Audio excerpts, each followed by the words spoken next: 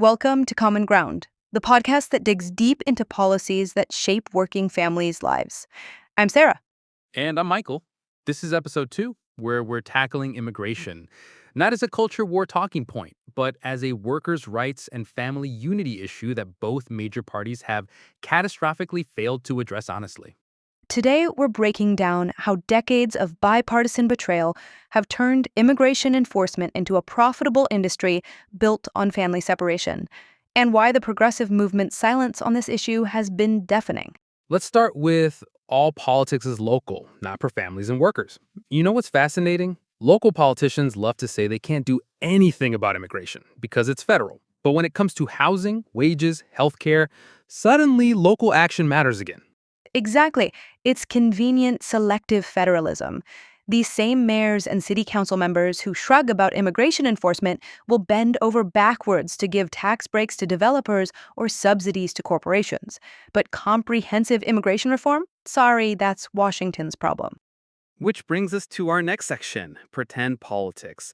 Sarah, let's talk about the Democratic Party's immigration theater. Every campaign cycle, we hear about comprehensive reform, pathways to citizenship, stopping family separation.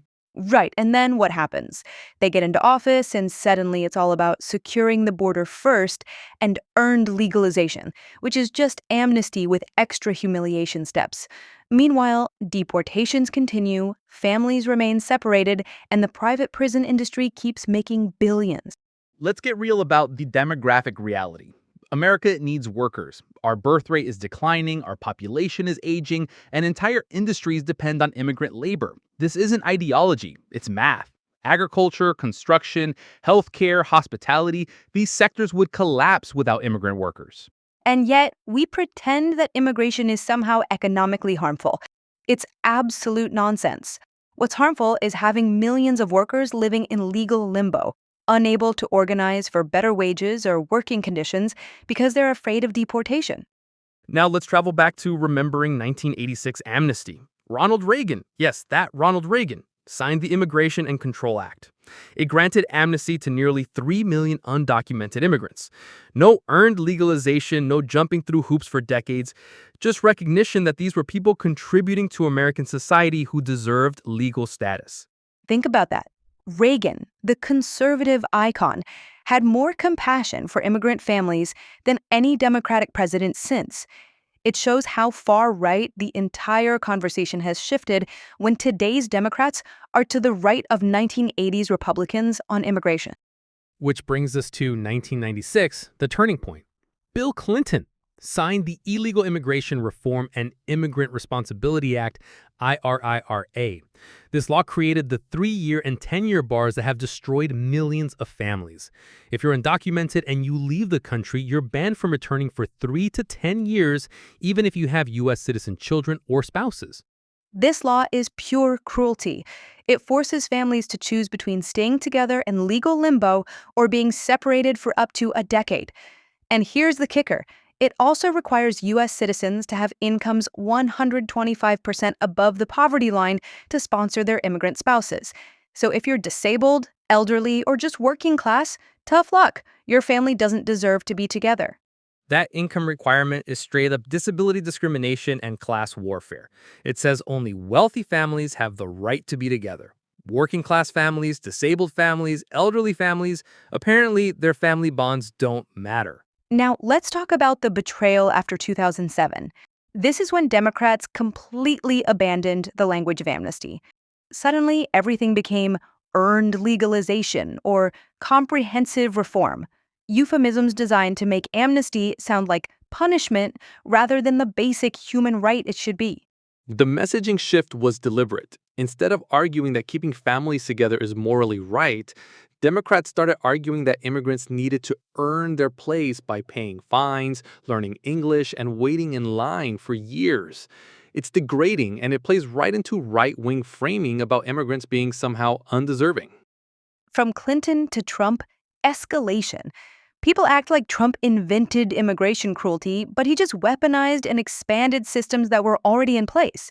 Obama deported more people than any previous president. The private prison industry that profits from family separation grew under both parties. Immigration enforcement became a business model. Private prisons, detention centers, surveillance technology companies, they all have a financial incentive to keep immigration policy broken and punitive. Every separated family represents profit margins for these corporations. Which brings us to this silence across parties. Where has the progressive movement been on this? Where are the mass protests against the 3-year and 10-year bars? Where's the outcry about income requirements that discriminate against disabled and working-class families?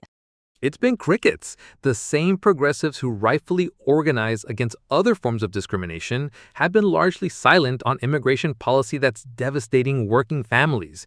Maybe it's because immigrant families often can't vote, so they're not seen as politically valuable. And speaking of silence, let's talk about the Laken Riley Act that just passed. This law expands detention and deportation powers even further. Where was the Democratic resistance? Where were progressive organizations mobilizing against it? Finally, let's tie this together in our Tying It Together section. Immigration policy isn't separate from workers' rights. It's central to them. When millions of workers live in fear of deportation, it drives down wages and working conditions for everyone.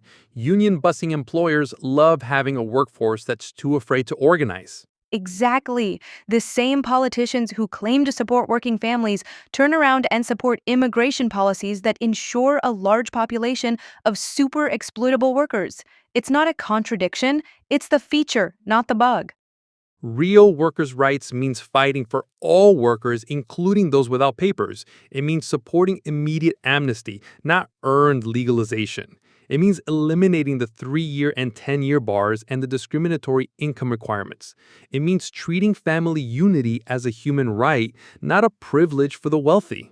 Until progressives are willing to take on immigration policy with the same energy they bring to other issues, we're going to keep seeing the same cycle of campaign promises and legislative betrayals while families remain separated and workers remain exploitable. Next episode, we're diving into housing inequality and how zoning laws and development policies have created the affordability crisis that's pushing working families out of entire regions. We'll explore how local politicians who claim to care about affordable housing consistently vote for policies that make it worse. Thanks for listening to Common Ground. You can find us wherever you get your podcasts. Keep fighting for policies that actually serve working families, not just the wealthy donors who fund political campaigns.